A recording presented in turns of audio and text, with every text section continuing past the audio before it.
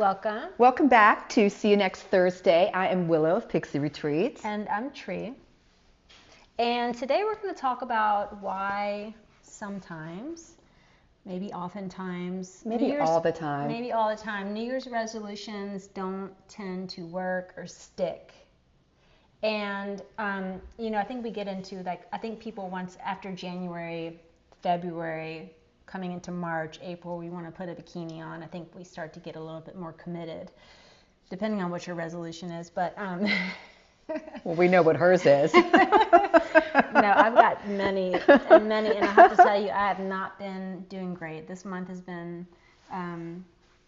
come to a slow start. But I think, in fairness, I'm an Aries, so my basically year doesn't start till March, according to what I'm hearing astrologically. So I'm going to go with that because I'm giving myself some grace to move into this new year, even though it is the Lunar New Year today. Today is the Lunar New Year. We are moving into the year of the wood snake, and I am a wood snake. So I'm really excited about that. We did a ritual this morning to bring in this, but that's beside the point. So Let's get back. So why don't they work? Basically, there's many reasons. I think we overwhelm ourselves with unrealistic goals. We might set multiple or overly ambitious goals that are hard to sustain, quickly leading to burnout. I was going to say leading to burnout, but quickly leading to burnout. Yeah, it's true. It's really true. And then, sometimes we have there's a lack of a clear plan. So, and our resolutions are vague. So it's it might be, oh, I'm going to get fit, or I'm going to eat healthier. And that's just not very specific. We need to get more specific and, add actionable steps to help us be accountable. And motivation fades quickly, unless we're super committed. Because we often have these lofty goals when we go hard in one direction and we want to swing back the other way. But the motivation fades, especially if we're just all on our own and we're just telling us in our heads what our New Year's resolutions are going to be, but we don't have a support system and all of that. The initial excitement wears off and people struggle, to maintain their motivation. That's, it's true. Most of us. I'm pretty good at maintaining some, but some things I just. Well, and every day is different and every year is different. And, it's it just is what it is. Another thing that can get in the way of a New Year's resolution is that all or nothing mindset. So we put out this big ideal, this grand goal that we're going to move towards, and then we miss a day or two, and then we just feel like a complete failure. And that causes a lot of us just to give up, when really we could just not act like we missed any day and just keep moving forward. But it really is human nature to feel failure and then just stop. Another thing is no tracking or accountability. True. There's really something to be said about being in a group and having, people that you can rely on to check in with each other. Accountability partners. And just be honest about where you're sitting. Because if you're all on your own and you're wanting to tackle these demons. Goals. It's tackling goals really, Whatever they are. Then, it's easy to lose focus. So if we understand that, then we don't have to be so hard on ourselves. And we also can know that we can always start over. January is not just the epitome of doing a release. I've really come to believe that January just isn't the month to get things started. It's usually we're coming out of a really hustle and bustle season. We're usually a little bit depleted. I'm a January birthday, and I know everybody just completely forgets about January birthdays unless they have one, because everybody blew their wad in December. It's not just their monetary wad, but their energetic wad. It's they're eating a lot. Everything, and so I feel it's not necessarily the greatest month to start your New Year's resolutions. I feel like February is actually a better month. And so, it's we all have that, like I said, the post-holiday blues, fatigue, and it just makes it hard to build momentum when that's where you're sitting. Yeah, so what we want to discuss is why February is such a great month to make it work for you. And I'm just looking at my own picture here, in that January I had some lofty goals, and then they just, based on whatever was going on, they just didn't play out the way that I would like. So I'm going to give February the opportunity because I'm going to be able to ease into it a little bit more naturally. So what went wrong in January? Well, so you're going to reflect a little bit on January. Yeah, I mean, we were pretty sick. I mean, we got sick from kids and like that. Yeah, through the end of December and into the first part of January, literally up until right around my parents came into town on the 3rd of January, and literally up to that day, we both were just crazy under the weather. And then I've still been like dealing with physical pain from last year from an accident, and I just don't even want to keep talking about, but that's the truth. And so which has caused mental distress for me as well. I'm sorry about that. So it's been like a ripple effect of so many things, and so that's why January kind of feels like a wash in some ways. For you, and I think really for a lot of people, I think this is really normal. I really do. I think we put all of this emphasis and pressure on starting the new year with all these lofty goals, and I think that a better way to move is to be setting smaller, more achievable goals, and instead of having 20 goals, maybe you have 2. So they actually are truly achievable. Instead of saying, I'm going to exercise more, aim for 15 minutes or like a quick walk around the block to just begin building. Instead of saying, I'm going to eat healthier, aim to add more vegetables to your lunch. Or, you know what I'm saying? Eat fruit for breakfast. It's just these little steps, these little actionable steps can actually make it easier to build on the goal. And to focus on your progress, not perfection. I think that's a really important thing to consider. And you said 2, maybe choose one habit to focus on. Yeah, I mean, and whatever. Maybe it's like, is it a physical habit or is it like a mental habit? Or maybe you have a personal goal and a professional goal. So these are 2 very different areas of your life that we give a lot of attention to. Or like a physical goal and a mental goal. Maybe, yeah, for sure. For me, it probably would be a personal goal and a professional goal. That's how, and yours would be, how did you say that? Physical and mental. Yeah, there you go. Just ideas. Yeah, just pick one resolution and habit to prioritize it for February. And adding more later is fine, but let's start small. So a single focus increases the likelihood of success and avoids being overwhelmed. So another move we can make is creating a simple plan. Action steps. Write out how you'll achieve your goal, including when, where, and how. So for example, I'm going to stretch for 10 minutes after I get up, and I'm going to use a guided video to help me do it. So I'm not just relying on myself. I'm going to rely on somebody who's basically going to tell me what to do, in the virtual realm. So there's a lot of really great apps out there for exercise. One of them is glow.com. So it's something you have to join. GLO. Yeah, GLO.com. It's yoga. It's yoga. It's really good. Yoga and meditation. And it's like, or you could go on and get an app that has meditations all over it. You know what I mean? Whatever. It's like, just start with something small and maybe use an outside source. One of Teresa's sisters, I'm just so impressed with her right now. She has been on this journey of fitness, of getting, hey Joan, of getting her, of getting back to herself and taking time for self-care and self-love. It's just so amazing. She just looks amazing. And she was telling me that she decided to do like, I think it's called Burn Camp or something like that. And she chose it because somebody's telling her what to do, and that makes it easier for her. She's got a busy life. She's in a leadership position. She has 3 kids. Yeah. She's got like several things she does for work, and she's like very busy human. Right, and so she found something that works for her where she goes in and they are telling her what to do, and she is seeing the serious results. She looks great. She looks really great. Yeah. And I have 8 keep sisters. it going, Joan. We're so proud of you.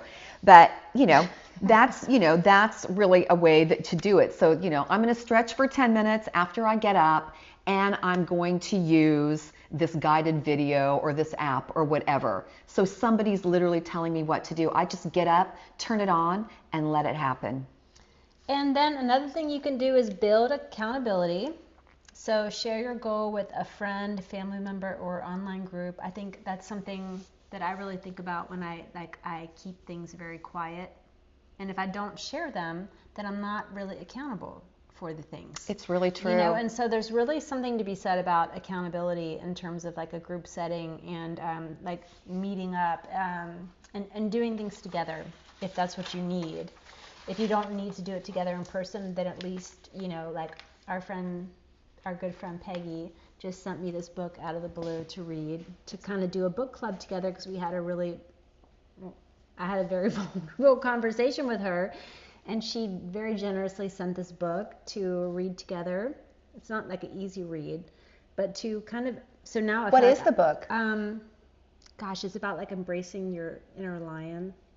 Isn't it? Yeah, it's Mark Nepo. Isn't it something about the lion and becoming the lion? Yeah, I can't remember exactly the title. The book looks really cool. It's not going to be like a simple read, but I'm going to read it because I want to be on this wavelength with her, because she's been such a good friend. But anyhow, so like maybe use an app or something to track your progress if group things and people aren't your deal. But set reminders and like even reward yourself to stay motivated, you know. That's another. Yeah, so basically what she's saying is track progress regularly.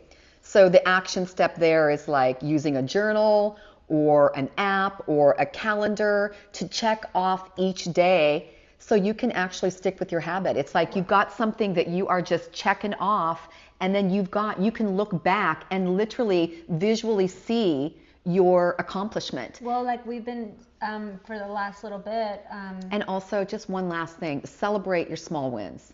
Even a streak of 3 days is powerful. It's a momentum builder. You're building momentum when you do this, and when you track it, you can really, really build your momentum. Or even just having one good day.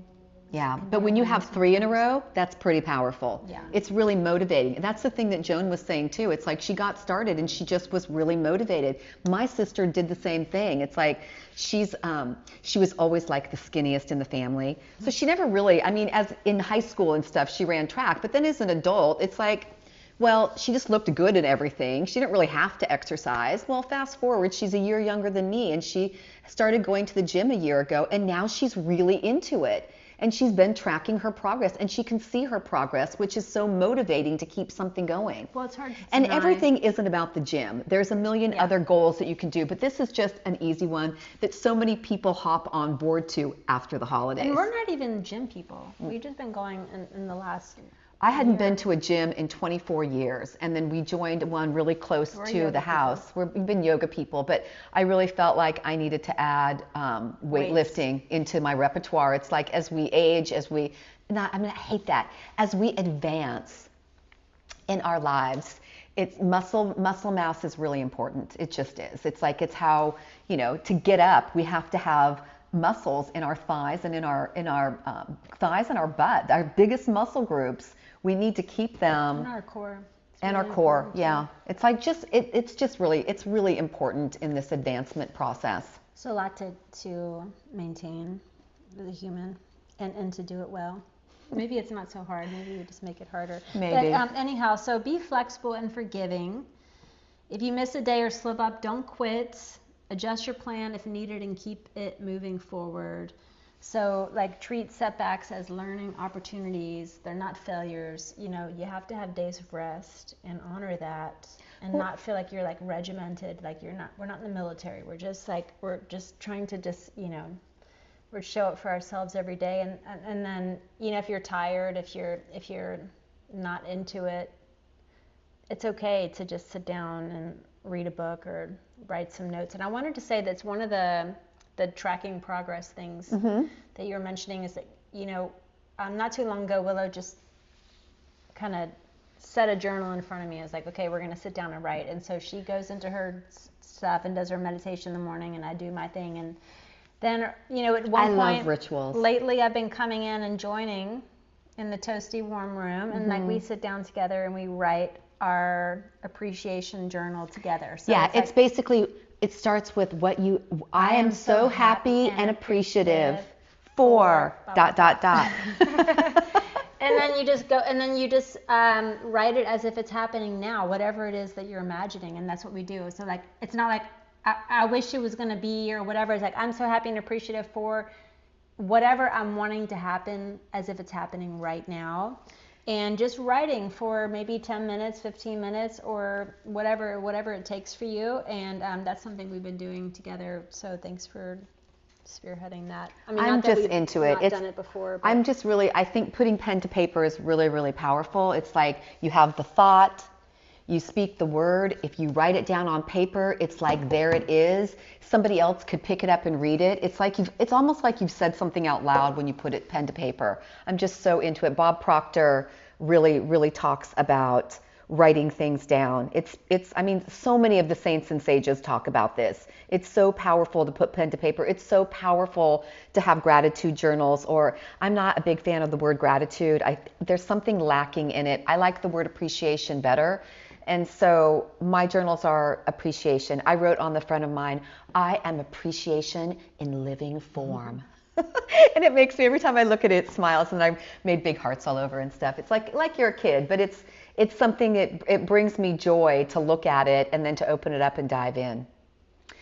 Another thing that we can do is habit stacking. So we can pair habits with existing routines. So for example, while brushing my teeth, I might think about 3 things that I'm appreciative for. That's habit stacking. So I'm doing this good thing for myself in brushing my teeth, and as I'm doing so, I'm consciously thinking about what I have appreciation for. Or while I'm brushing my teeth, I could be pre-paving my day, meaning I'm laying out for myself how I want my day to go in my mind in the positive. So this kind of habit stacking, it reduces effort, but it helps build consistency. Do you see what I'm saying? It's like, so you're doing 2 things at once. So you're reducing effort, but you're building consistency. Less efforting. Less efforting, more consistent. Yeah. And then adjusting for winter challenges, depending on where you are. You know, if it gets too cold, we had some really amazing snow that's still sticking around for the last week. It was so crazy. Like, put on some different shoes and go for a walk. Exactly. And like the resistance level was like more intense, but it was so beautiful. It was so nice to get out. And then, or like taking it indoors and doing weights and stuff indoors if you're used to doing stuff outdoors, or like just putting on more clothes, or of course when it gets hot, it's like less clothes, getting in the water, like in the swim. So it just depends. Like making adjustments for the weather, and if you're in a rainy climate, I mean, we used to be out all the time in the rain in the Pacific Northwest. You just have to get over it. Otherwise, you're just going to be in the house for 9 months. And we didn't even wear rain gear. We didn't even own any rain gear until right as we were getting ready to leave. We got all this like snow gear and rain gear to get out more in that environment. Your body just acclimates, and so you figure out what works for you clothing wise, and like something about the elements. The brisk coldness is really nice sometimes, and the heat is also really nice for decompressing and releasing toxins, but it just depends on what works for you. But you can always make do with whatever the weather is, unless maybe you're in like that part of Alaska where it's like super dark and freezing for X amount of months out of the year, and then maybe that's a little hard. But then you're in a gym, I think, or something from there. But so another thing to really consider is to revisit and adjust your goals mid-February. So check in on your progress after 2 weeks. Are your goals still realistic? What's working? What's not? And then tweak your plan so that you can prevent burnout and keep yourself motivated. Just a check-in. Just a check-in mid-month. Readjust if you need to. Add on a little bit more if you think you can.